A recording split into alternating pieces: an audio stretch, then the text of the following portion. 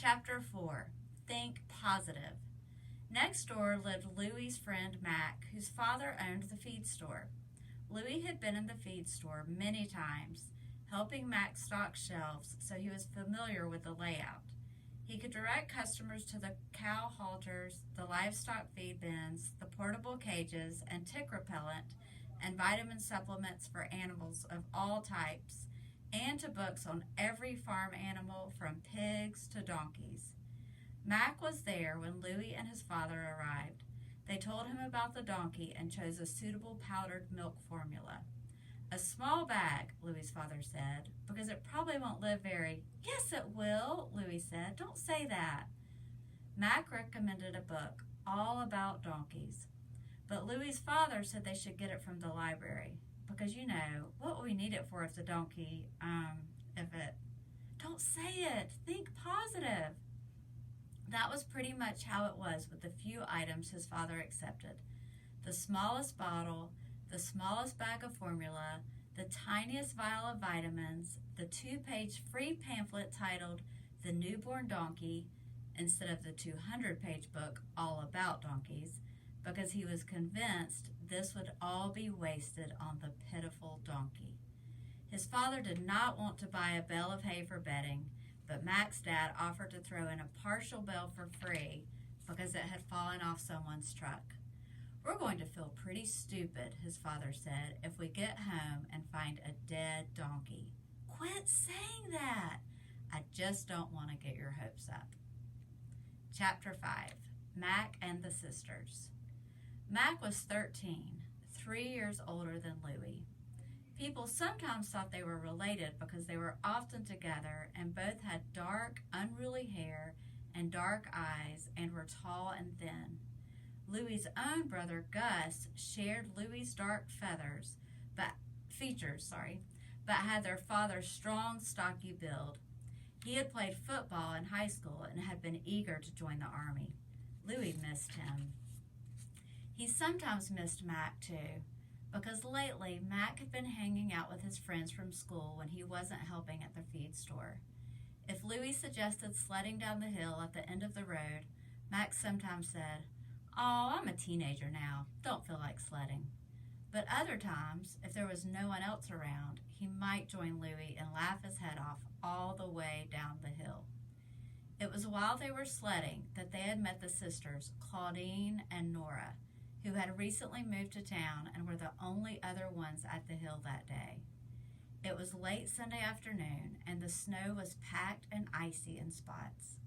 Later, Louie couldn't remember how it was that he and Mac learned their names and where they lived, and that Claudine was Mac's age and Nora was a year younger than Louie. It was all a blur, the way Mac and Claudine started talking and laughing while Nora and Louie kept on sledding down the hill, walking back up and sledding down again.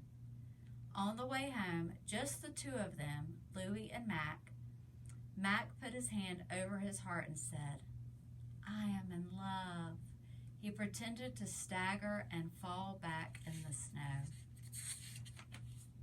Chapter 6. Donkey, Donkey, It's Okay. When Louie and his father returned from the feed store, his mother was still cuddling the donkey, snuggling him in a blanket, stroking his head and talking to him. "Donkey, Donkey, it's okay." Louie set up a place for Winslow in the cellar, with hay for bedding and blankets for extra warmth. Winslow was bleeding pitifully, those little please, please. Winslow did not know what to do with a bottle of milk. He repeatedly bumped his nose against the nipple, and when he got it in his mouth, he spit it out. When it finally stayed in his mouth, he didn't know how to suck on it.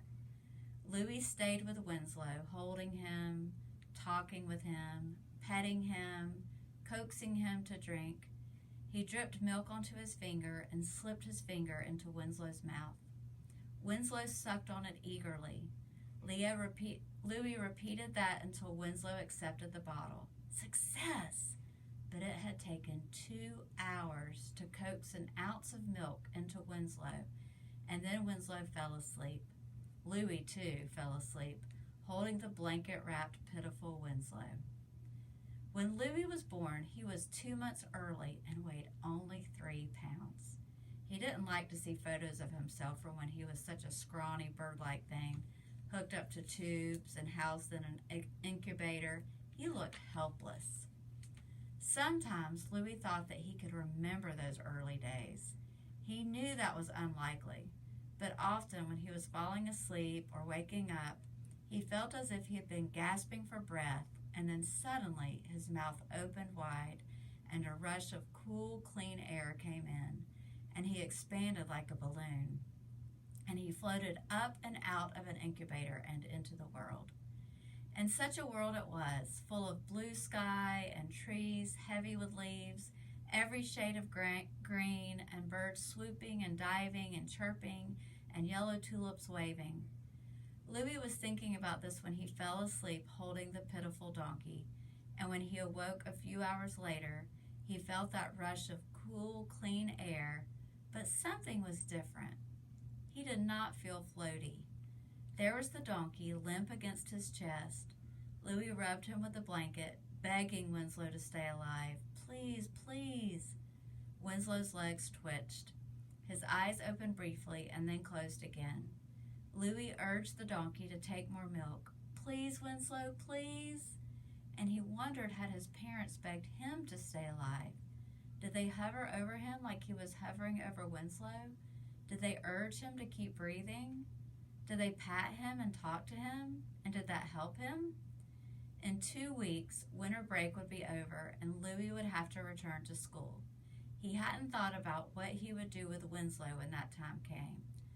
How would he get frequent feedings? His mother said, "Oh, don't worry about that. We don't know if Winslow will be..." "Don't say it,"